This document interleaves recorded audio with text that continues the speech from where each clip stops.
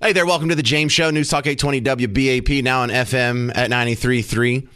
You know, I'm trying to be more sensitive in 2025, trying to turn over a new leaf and explore this emotion they call empathy. You know, if I had my full complement of adult emotions, this might be a little more easy. But just work with me here because I'm really exercising on this one. There's a guy named Chris Nettles. And Chris Nettles, he's got a lot going on. I think we might end up having a movie made about this guy when all is said and done. Because first off, Chris Nettles is a pastor in a church. And this is what Chris Nettles sounds like when he's at church. I made it. I'm so glad I made it. I made it through.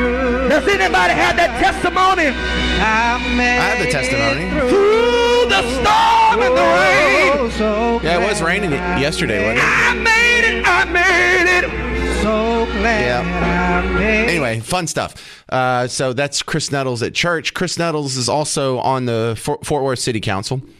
And whether or not you like his job and what he's doing and the policies stand for, whether you voted for him or not, there's a little bit of controversy around him that was circulating on social media. I saw yesterday and then some follows up this morning because he referred to another staffer as white trash. And so we need to have a conversation about this. The audio's bad, but listen. You can just like that anywhere you want to.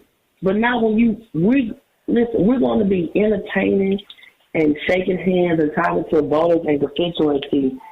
And yes, I know you're right, but you don't look like white trash. Don't look like white trash. Now, they are talking about a staffer who is white, but they were talking specifically about how she was dressed, and she was dressed, which I can admit was far too casual for the situation. I mean, you're hanging out with you're meeting the governor and their staff. You're going to run around in soccer shorts and what was it, like a T-shirt or something like that?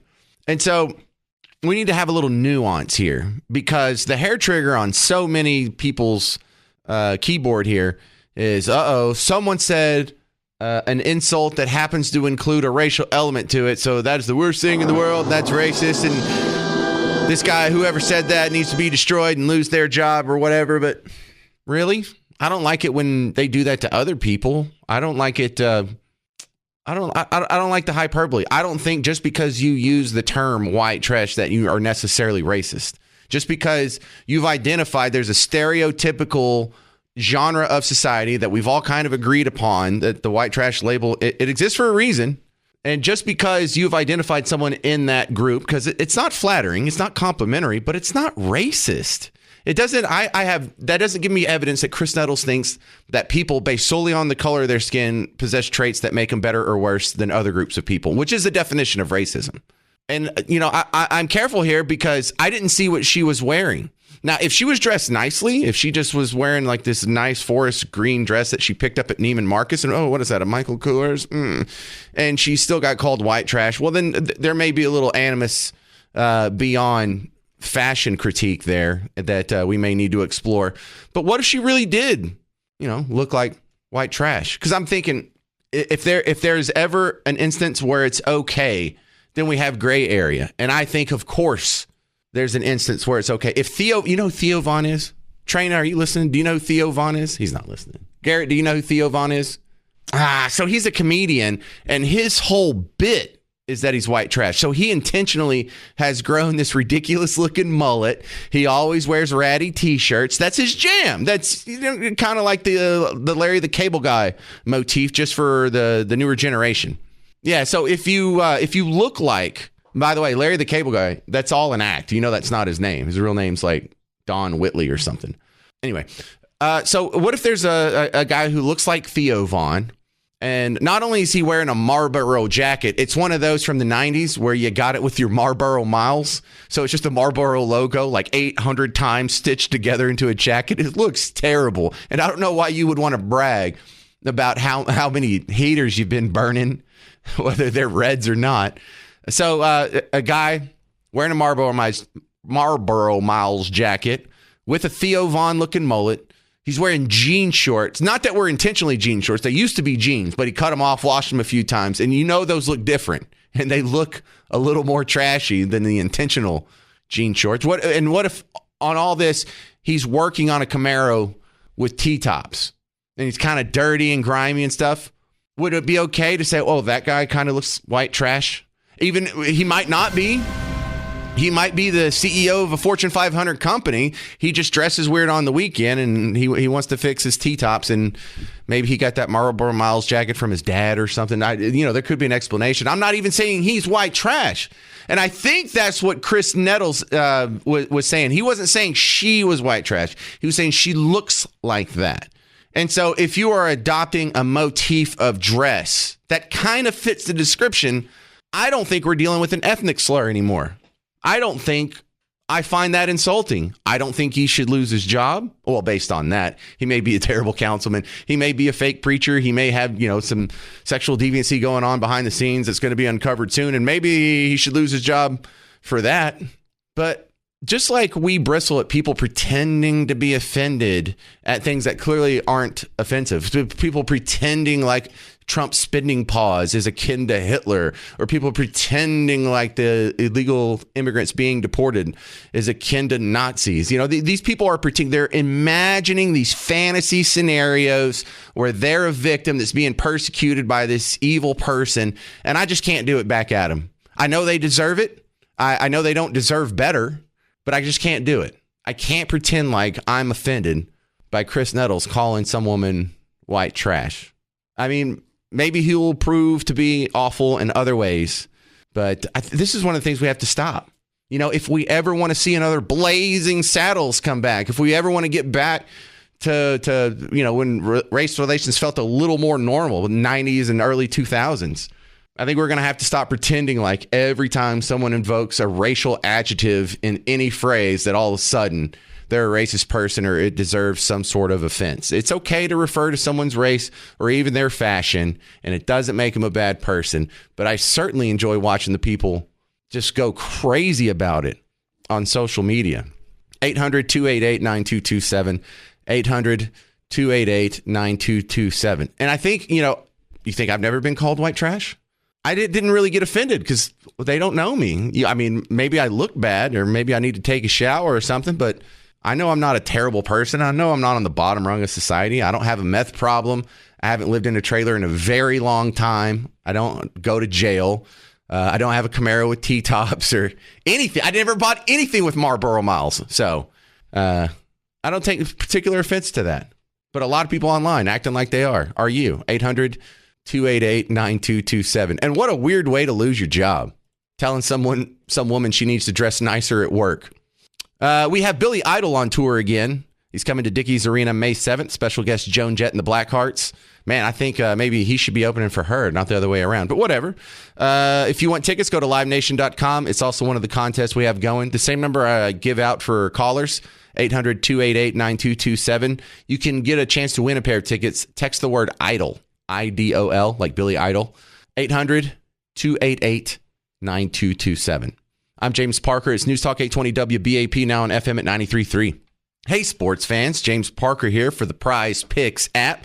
And I took advantage of the promos that they had going for the championship games, NFC and AFC championships. Well, for the big game, they're doing promos again. Here's a tough one for you. Do you think Patrick Mahomes can pass for 1 yard? Because that's all you got to do to win that square. You line up another player in your lineup, and you've turned something that you were already going to enjoy anyway. You're going to watch the big game anyway. It's not like you're not going to watch it. Well, might as well take your football knowledge and turn it into a little bit of extra cash. Make the big game just a little bit more fun. And do it with my money. Download the Prize Picks app. Use promo code WBAP. You get $50 to play with your first $5 play. So download the Prize Picks app.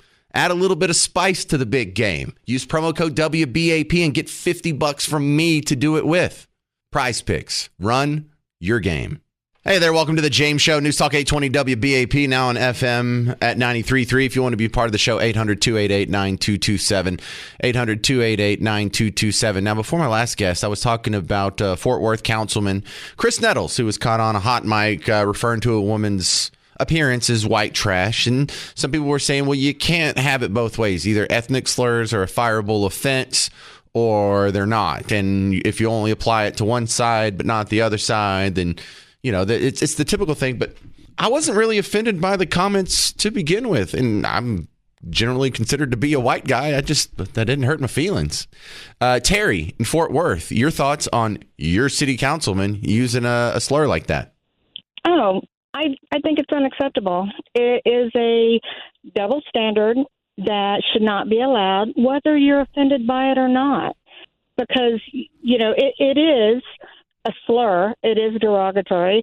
And he made it racial by calling her white trash instead of just trash. Yeah, but I think when you use white trash, you're delineating that you're not talking about there is a trait among all white people that fit this description.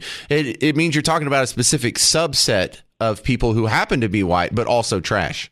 Okay, so let's take away the white trash comment or the white girl dressed, inappropriately. Let's use a different term related to your previous caller. What's the difference between an immigrant and an illegal alien?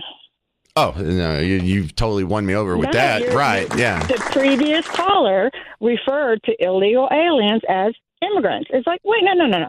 That's not an immigrant. Yes, that's been a common practice for any time I have an immigration lawyer on. They always conflate legal and illegal immigrants because it suits their purposes. But you're not allowed to say that because it's derogatory, to the Hispanic people. You don't know if they're an immigrant or an illegal alien. They're Hispanic, right? So it's not allowed. The term's not appropriate. So why is this one? I don't think we should have a problem going in either direction. I think we should be able to make comments about people that include a racial descriptor without automatically assuming the person making the comment it has a racist intent. It could be a racial intent, there's a lot of things that are racial that aren't racist. So it's okay if we are derogatory in our terminology toward white people, but nobody else? No, that's definitely. And I'm kind of sick of that one. Okay? Yeah, well, that's definitely not what I'm saying. White people are crucified for saying something that's not meant as racial or they're not racist, and yet they're crucified still. So why is this different? Right, but I'm saying, why are we giving this guy a pass? Yeah, but on as the ones on this side of the argument, I think it's more effective for us to say, no, you can go ahead and make comments about someone's race without us having a hissy fit or throwing a punch or blocking a highway or having a protest or getting them fired. And I've always felt like if you're the one that's getting someone else fired, you're not the victim. You're not the oppressed. The person that's losing their job is the one that's being oppressed. The one that's... All right, well, this guy took himself out of public life to have a personal opinion. He's a politician who's supposed to represent everyone, and this is what he's going to walk around and say behind closed doors? Well, Terry, what if she really was dressed like white trash, though? What if she was wearing like a Marlboro Miles jacket when she had like a mullet and she's listening to Leonard Skinner or something? I don't know. There's some... So why can't you just say she was dressed inappropriately? I hear you. Why did you have to say white trash? Well, he didn't have to say there's... Is even trash for dressing that way? Let's think about this. Because now you're implying that she's trash because of the way she's dressed. Well, she's wearing shorts at a meeting with the governor. I think he had a legit complaint there. He was just inartful with his words. Terry, you do a really good job arguing your case. I have a real hard time pushing back on you. Well, it's so common sense would work in a perfect world where if it doesn't offend you, that's okay. And I agree with you in a lot of ways that we should be able to say something without fear of reprisal. But on the other hand, we don't live in that world. Well, we need to go toward that because I want to see Blazing Saddles, too, at some point. Terry, I got to run. Thank you very much. That's Terry in Fort Worth. All right, I wanted you to hear RFK. He has his little hearings today, and he was bringing up the idea of Ozempic being covered. Corporation. Today, over 100 members of Congress support a bill to fund Ozempic deck chairs on the with Medicare at $1,500 a month. Most of these members have taken money. Right, can you even understand him? His voice was so bad today, like even worse than usual. The idea of putting Ozempic on Medicare and Medicaid so it'll be funded. $1,500 a month is what it would cost. Now, if you take all the people in America who are, I don't know how to say this without sounding mean, who are fat enough to require an Ozempic prescription for health, look how big the numbers get. Anyway, I hope you can understand this. Today, over 100 members of Congress support a bill to fund Ozempic with Medicare at $1,500 a month. Most of these members have taken money from the manufacturer of that product, a European company called Novo Nordisk. As everyone knows, once a drug is approved for Medicare, it goes to Medicaid. And there's a push to recommend Ozempic for Americans as young as 6. Gross. Over a condition, obesity, that is completely preventable and barely even existed 100 years ago. Since 74% of Americans are obese, the cost of all of them, if they take their Ozempic prescriptions, will be $3 trillion a year.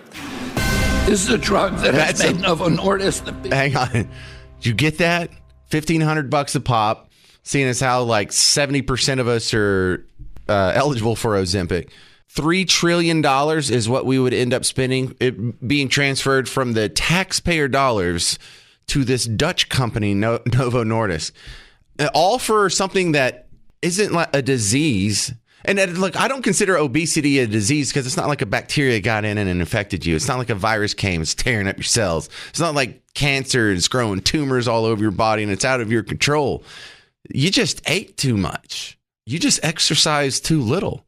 And if it's something that can be fixed by you just eating with a spoon instead of a shovel, I mean, is that really a disease? Do we need to spend one dime on obesity when it's something where you could just say, hey, instead of a $1,500 a month drug, maybe try, I don't know, fruit? I know, newsflash. Take the stairs, walk a little bit. This seems a weird shortcut that people are mistaking. Being thin is not the same as being healthy. Losing weight is not the same as being healthy. Just like I was kind of disgusted 20 years ago when the Atkins diet was a big thing. You remember the Atkins diet? You had your friend or your coworker that was on it, and they're like, you know what I had for breakfast this morning?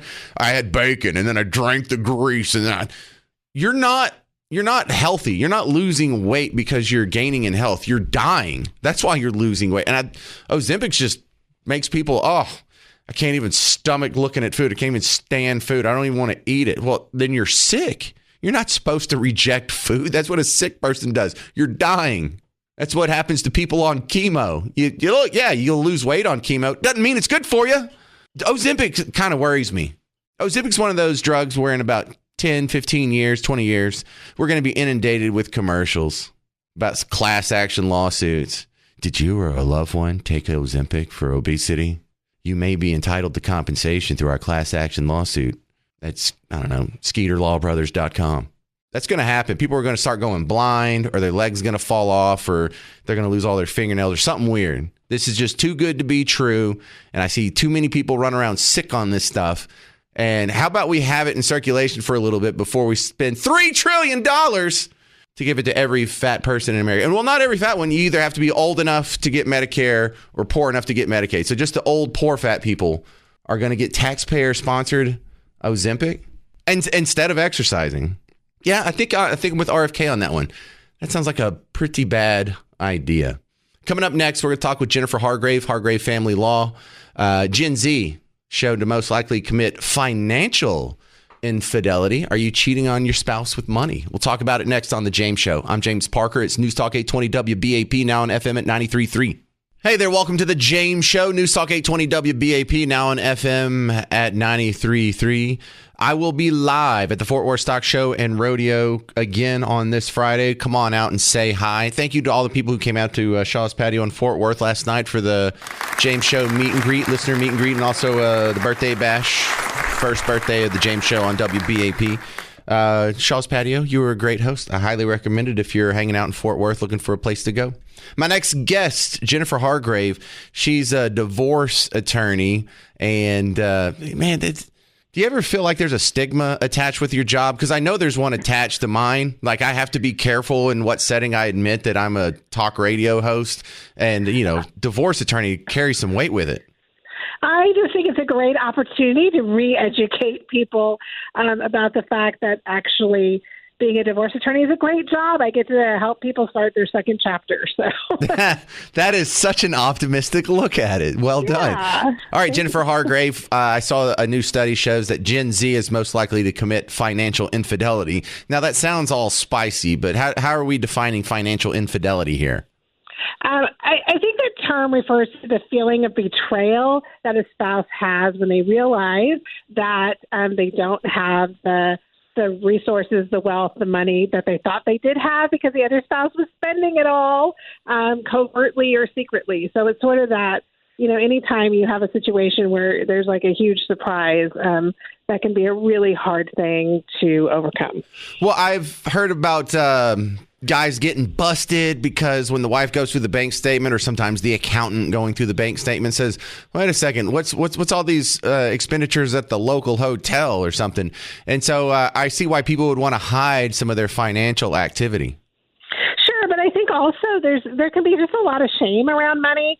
And for people who don't have good communication skills, they don't know how to talk about the fact that, I spent more on Christmas this year, or there were events that came up and I didn't want to upset my spouse because I had to go pay for a new tire for the car, or just hiding things. So it obviously, if you're spending it on, hotel rooms and cash withdrawals for, the strip club, that's a way bigger. I mean, that's a different kind of betrayal.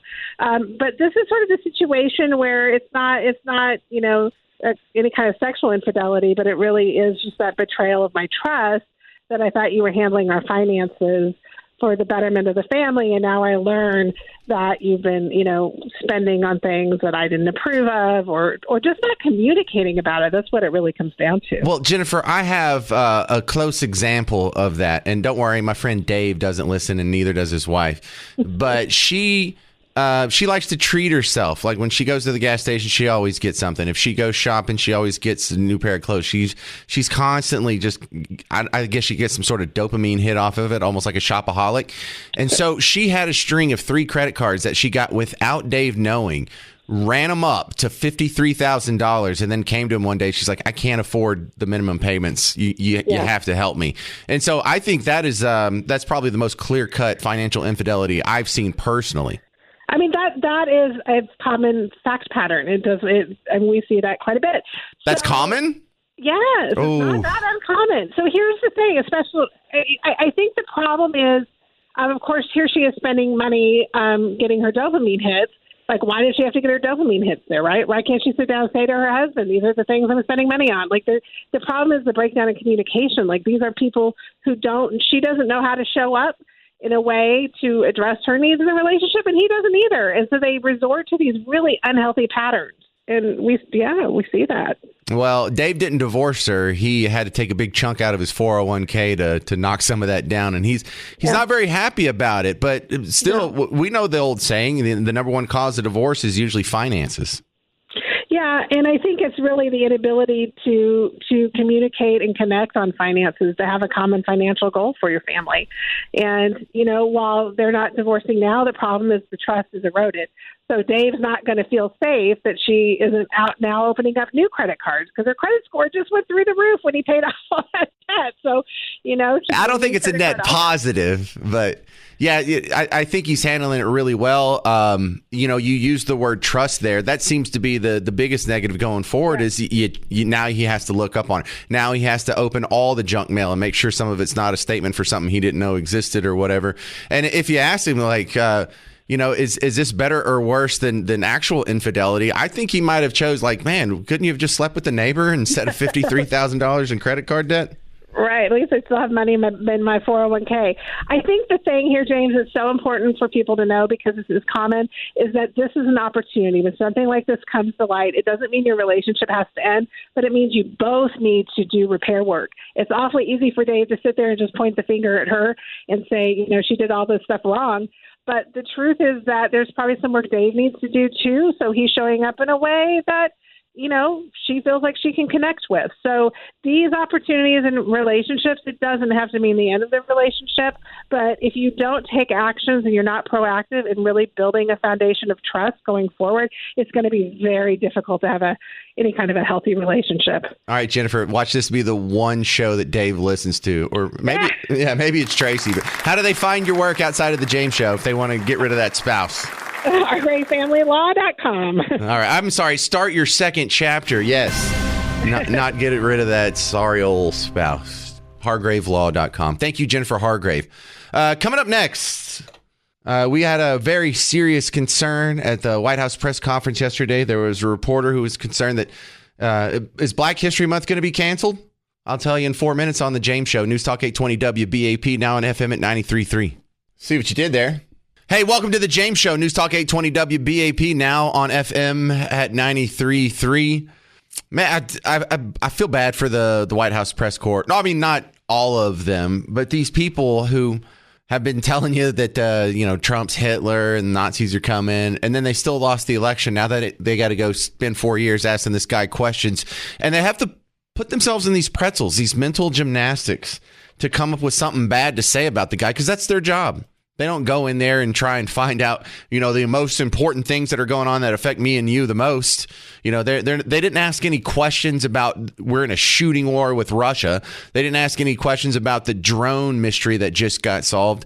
They asked 6 different times, how bad is this Trump spending pause going to hurt little poor people and minorities and women and children and sick people and just anything they could. 6 different angles on the same question. They're just struggling to find something bad to say and not just ask a question, but ask it in a way that makes them look bad. Here's one of the lowest parts of yesterday's press conference. There was a journalist, air quotes journalist, asking, well, with all these spending cuts, are we still going to have Black History Month? As we're dealing with anti-DEI, anti-woke efforts, we understand this administration could, speaking about celebrating Black History Month, have you got any word on that, anything that you can offer to us? As far as I know, this White House certainly still intends to celebrate, and we will continue to celebrate American history and the contributions that all Americans, regardless of race, religion, or creed, have made to our great country, and America is back. Can you even get rid of Black History Month with the stroke of a pen? Like, that's out of his jurisdiction.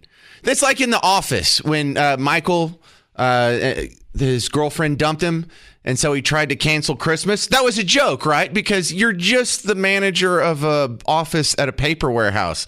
It's out of your jurisdiction to cancel holidays. And that was the joke. But they're saying it like it's real. With all the DEI cuts and funding cuts, are we still going to celebrate Black History? Of course we can. Like everybody's attention, Christmas is canceled. You can't cancel a holiday. Give it up, Stanley, and you will lose New Year's. What does that mean? Jim, take New Year's away from Stanley.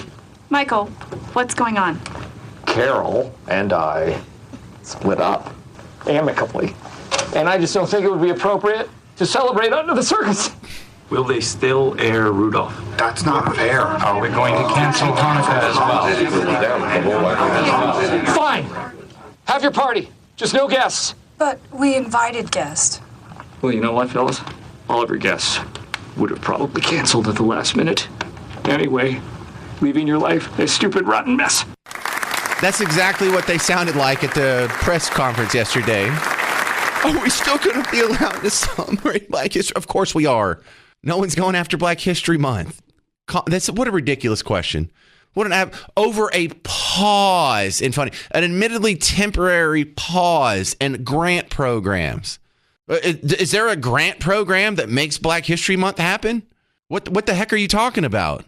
It's adorable, isn't it? Listen, I got a lot of feedback here. I'm going to try and run through some of this. If y'all are nice enough to write in, some of this, you got to hear what other people are saying. Some of this is in response to Trump's idea of using Guantanamo Bay to house up to 30,000 illegal immigrants. Joe says, why don't we open the gates and let them flood the Cuban countryside? Payback for the Mariel boat lift. Oh, yeah. We'll just say that we're taking them to Guantanamo. In fact, we will take them to Guantanamo, and then we'll just leave the front door open and let them walk out. My concern about that is they probably would just put them on a boat and send them to Florida like they did in the 80s. Like I saw it in that documentary Scarface. Wasn't that a documentary? No, I like where your head's at, though. And I know we don't necessarily have to take them back. Maybe we just turn around the boats. Or maybe here's what we do. If they do, we take the 30,000 criminals and deport them to Guantanamo, leave the front door open. If they do put them on boats, we just hook their boats and we drag them to what? The Dominican? Or drag them back to Cuba? Or who do we have beef with in the Caribbean right now? Right? Do we just want to drop them off in Haiti? Let them duke it out with the cannibals over there. What was that guy's name that was supposedly a cannibal? People are crazy. Over here on the email side, James at WBAP.com. This is Renee's email, but 3 different people asked for this. Hey, what was the guy's group that does the homeschool advocacy that was on earlier?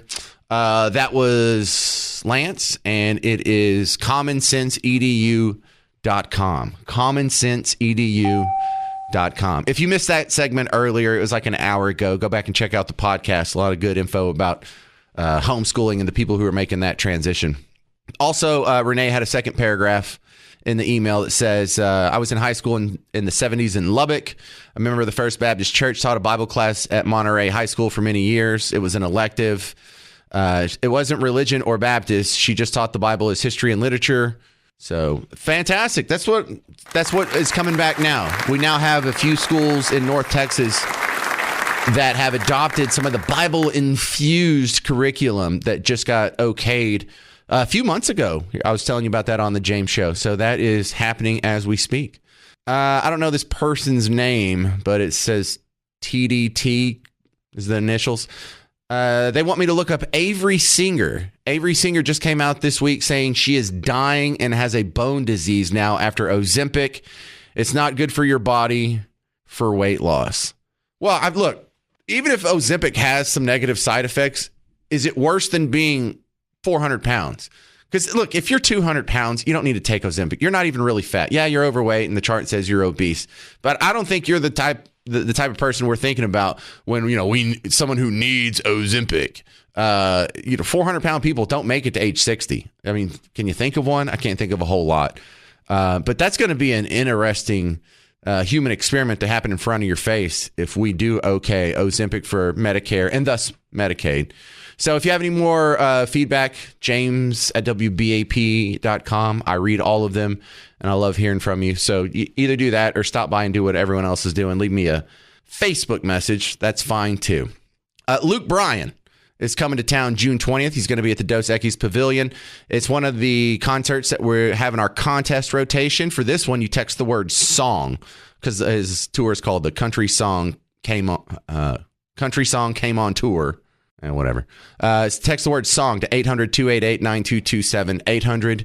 800-288-9227. I'm James Parker. This has been The James Show on News Talk 820 WBAP, now on FM at 93.3.